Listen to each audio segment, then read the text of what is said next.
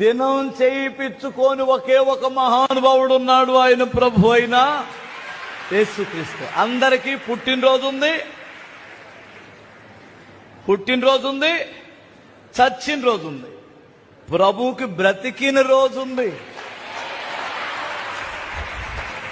అందుకే ఆయన దేవుడు.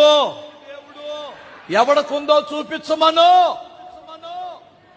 మహానుభావులు, మహాత్ములు అనబడుచున్న వారు పుట్టారు.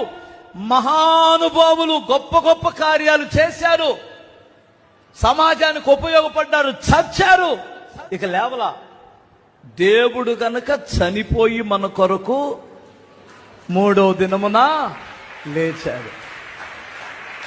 అందరికీ పుట్టిన పండగ ఉంటది, చచ్చిన పండగ ఉంటది. యేసయ్యకి ఎక్స్ట్రా పండుగ బ్రతికిన పండుగ ఉంది.